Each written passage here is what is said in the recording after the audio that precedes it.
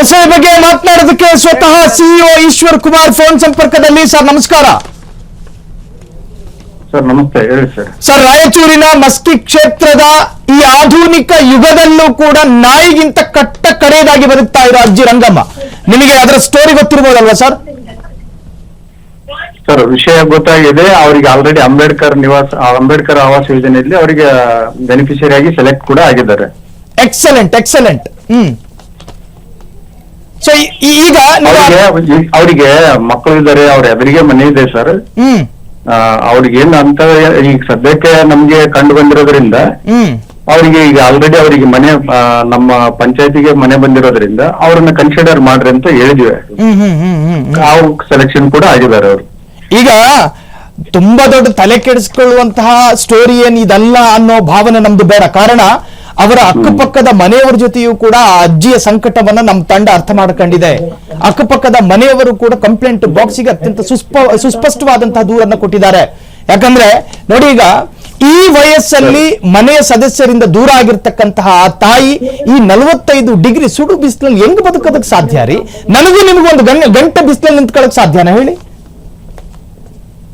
Sir, ಈಗಾಗ್ಲೇ ಹೇಳಿದ್ನಲ್ಲ ತಮ್ಗೆ.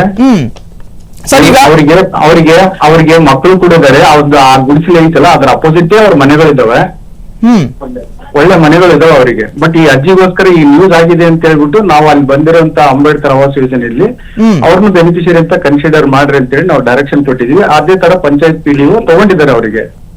ಪೇರೆಂಟ್ಸ್ ಬೇಕಾಗಿರೋದು ಮಕ್ಕಳ ಜವಾಬ್ದಾರಿ ಕೂಡ ಇರುತ್ತೆ ಸರ್. ಬಟ್ ಅದನ್ನು ಅವರಿಗೆ ವೃದ್ಧರನ್ನ ತರ ನೀವು ಕಡೆಗಣಿಸಬಾರ್ದಂತ ಅವ್ರಿಗೆ ಅವ್ರ ಮಕ್ಕಳಿಗೆ ಕೂಡ ನಾವು ತಿಳಿಸಿ ಹೇಳಿದೀವಿ. ಅದೇ ರೀತಿಯಾಗಿ ನಮ್ಮ ಸ್ಕೀಮ್ ಇಂದ ನಮ್ಮ ಸರ್ಕಾರದಿಂದ ಏನ್ ಅನುಕೂಲ ಬೇಕೋ ಅವ್ರಿಗೆ ಮಾಡಿಕೊಟ್ಟಿದೀವಿ ಈಗ. ಎಸ್, ಇನ್ನೇನು ಈಶ್ವರ್ ಕುಮಾರ್ ಅವರು, ಇನ್ನು ಎಷ್ಟು ದಿವಸಗಳ ಒಳಗಾಗಿ ಇದಕ್ಕೊಂದು ಪರಿಹಾರ ಸಿಗ್ಬೋದು ಅಂತ ಈ ಯೋಜನೆ ಅಡಿಯಲ್ಲಿ? ಸರ್, ಈಗ ನಾವು ಸೆಲೆಕ್ಷನ್ಗೆ ಕಳಿಸಿದೀವಿ. ಅದು ಅಪ್ರೂವ್ ಆಯ್ತು ಅಂದ್ರೆ ಅವ್ರು ವರ್ಕ್ ಸ್ಟಾರ್ಟ್ ಮಾಡ್ಕೋಬಹುದು ಮನೆಗಳು. ಎಸ್, ಅಲ್ಲ ಇನ್ನು ಅಪ್ರೂವಲ್ ವಿಚಾರದಲ್ಲಿ ಕಾನೂನು ತೊಡಕುಗಳು ಅದು ಇದು ಅಂತ ಹೇಳಿ ಮತ್ತೆ ಈ ಅಜ್ಜಿಗೆ ಏನಿಲ್ಲ ಬಿಡಿ. Yes, thank you so much. ಇಷ್ಟೊತ್ತು ಫ್ರೀಡಮ್ ಟಿವಿ ಜೊತೆ ಮಾತನಾಡಿದಕ್ಕೆ. ಸ್ವತಃ ಸಿಇಒ ಅವರು ಹೇಳ್ತಾ ಇದ್ರು, ನೋಡಿ ವಯಸ್ಸಾದಂತಹ ತಂದೆ ತಾಯಿಯನ್ನ ನೋಡಿ ಇವತ್ತು ಸರ್ಕಾರ ನಿರ್ಲಕ್ಷ್ಯ ಮಾಡ್ತಾ ಇದೆ ಅಂತ ಹೇಳಿ ಗಂಟ್ಲು ಹರ್ಕೊಂಡು ಮಾತನಾಡ್ತಾ ಇದ್ದೀವಿ. ಆದ್ರೆ ಮನೆಯಲ್ಲಿ ಮಕ್ಕಳ ಜವಾಬ್ದಾರಿಗಳಿದಾವೆ. ನಿಮ್ಮ ಕೈಗಳಿಗೆ ಶಕ್ತಿ ತರೋದಕ್ಕೆ ಈ ತಾಯಿ ಕಷ್ಟಪಟ್ಟಿರಬಹುದು. ನಿಮ್ಮ ನಾಲಿಗೆಗೆ ಶಕ್ತಿ ಕೊಡೋದಕ್ಕೆ ಈ ತಾಯಿ ಸಂಕಟ ಪಟ್ಟಿರಬಹುದು. ನಿಮ್ಮ ತೋಳ್ಬಲ ಇವತ್ತು ಶಕ್ತರಾಗಿ ನೀವು ನಡ್ಕೊಂಡು ಹೋಗ್ತಾ ಇದ್ದೀರಲ್ಲ, ನಿಮ್ಮ ಬೆನ್ನಿಗೆ ತ್ರಾಣ ಕೊಟ್ಟಿದ್ದೀಯ ಅಜ್ಜಿ. ನಿಮಗೆ ಆರೋಗ್ಯ ಇದೆ, ಅಜ್ಜಿಗೆ ಆರೋಗ್ಯ ಇಲ್ಲ. ಅಜ್ಜಿಗೆ ಆರೋಗ್ಯ ಇಲ್ಲದಲೇ ಇದ್ದಾಗ ನೀವು ನಾಯಿ ತರ ಮನೆಯಿಂದ ಹೊರಗಾಗ್ತೀರಿ ಅನ್ನೋದಾದ್ರೆ ನಿಮಗೂ ನಾಚಿಕೆಯಾಗಬೇಕು. ಕಂಪ್ಲೇಂಟ್ ಬಾಕ್ಸ್ ಕೇವಲ ಅಧಿಕಾರಿ ವಲಯ ಅಥವಾ ಸರ್ಕಾರವನ್ನ ಅಲರ್ಟ್ ಮಾಡೋದಕ್ಕಿರೋದಲ್ಲ, ನಿಮ್ಮಂತ ಅಸಂಸ್ಕಾರವಂತರಿಗೂ ಸಂಸ್ಕಾರ ಕಲಿಸೋದಕ್ಕೂ ಕೂಡ ಈ ಕಂಪ್ಲೇಂಟ್ ಬಾಕ್ಸ್ ಇದೆ ಅನ್ನೋ ಪರಿಜ್ಞಾನ ನಿಮಗಿರಲಿ. ಸಿಇಒ ಮಾತನಾಡಿದ್ರು, ವಸತಿ ಯೋಜನೆ ಅಡಿಯಲ್ಲಿ ಆ ಅಜ್ಜಿಗೊಂದು ಸೂರು ಕೊಡುವಂತ ಪ್ರಯತ್ನಗಳಾಗಿದೆ.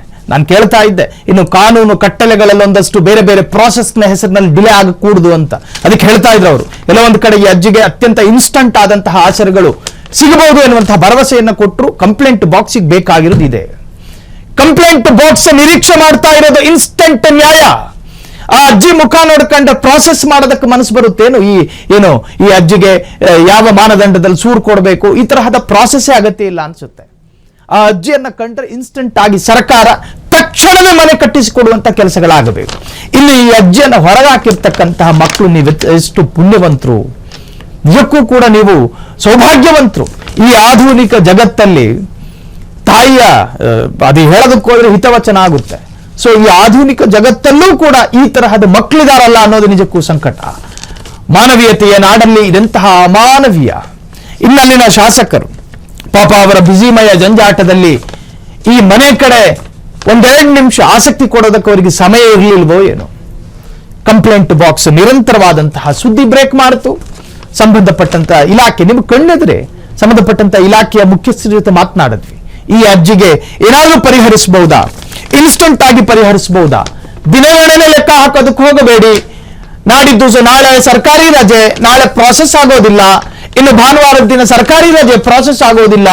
ಈ ತರಹದ ಅತ್ಯಂತ ದುರ್ಬಲ ಪ್ರಾಸೆಸ್ಗೆ ಮಣ್ಣು ಬಿತ್ತು. ಇನ್ಸ್ಟಂಟ್ ಆಗಿ ಈ ಅರ್ಜಿಗೆ ಮನೆ ಆಗಬೇಕು. ಸೊ ಇನ್ನು ಅಲ್ಲಿನ ಬಸನಗೌಡ್ರೆ ಹಸಿರು ಶಾಲ್ ಹಾಕತ್ತೀರಿ, ವಾಲ್ಮೀಕಿ ಸಮುದಾಯದ ಬಗ್ಗೆ ಉದ್ದುದ್ದ ಭಾಷಣ ಬೀಗಿತೀರಿ, ಇದು ಯಾವುದು ಅಪರಾಧ ಅಲ್ಲ. ಆದ್ರೆ ಆ ಸಮುದಾಯದ ಅಜ್ಜಿಯ ವನವಾಸ ನೋಡಿ. ಇನ್ನು ಸ್ವತಃ ಶಾಸಕರಿಗೂ ಕೂಡ ನಿರಂತರವಾದಂತಹ ಸಂಪರ್ಕಕ್ಕೆ ಪ್ರಯತ್ನಗಳಾಗ್ತಾ ಇದೆ. ಶಾಸಕರು ಅದು ಯಾವಾಗ ತೆಗಿತಾರೋ ಗೊತ್ತಿಲ್ಲ. ನಿರಂತರವಾಗಿ ಫೋನ್ ಕರೆ ಮಾಡ್ತಾ ಇದ್ದೀವಿ, ಶಾಸಕರ ಜೊತೆನೇ ಕೇಳೋಣ ಆ ಕ್ಷೇತ್ರದ. ನೋಡಿ, ನಿಮ್ಗೊಂದು ಜವಾಬ್ದಾರಿ ಇದೆ ರೀ. ನೋಡಿ, ಗಂಡ ಹೆಂಡತಿಗೆ ಉತ್ತಮ ಗಂಡನಾದ್ರೆ ಆತ ಆ ಸಮಾಜಕ್ಕೂ ಕೂಡ ಉತ್ತಮ ನಾಗರಿಕನಂತೆ. ಇನ್ನು ಒಂದು ಗ್ರಾಮದ ಅಥವಾ ಕ್ಷೇತ್ರದ ಅಲ್ಲಿರ್ತಕ್ಕಂಥ ಹಿರಿಯರ ಬದುಕು ಬಂಗಾರ ಆಗಿದ್ರೆ ಆ ಕ್ಷೇತ್ರದ ಶಾಸಕರು ಕೂಡ ಬಂಗಾರದಂತಹ ಶಾಸಕ. ಇದು ಅರ್ಥ ಮಾಡ್ಕೊಳ್ಳಿ. ಕ್ಷಣ ಕ್ಷಣದ ಸುದ್ದಿಗಳಿಗಾಗಿ ಫ್ರೀಡಂ ಟಿವಿ ಸಬ್ಸ್ಕ್ರೈಬ್ ಮಾಡಿ, ಲೈಕ್ ಮಾಡಿ ಹಾಗೂ ಫಾಲೋ ಮಾಡಿ. ಹೊಸ ಸುದ್ದಿಗಳ ನೋಟಿಫಿಕೇಶನ್ಗಾಗಿ ಬೆಲ್ ಐಕಾನ್ ಮೇಲೆ ಕ್ಲಿಕ್ ಮಾಡಿ.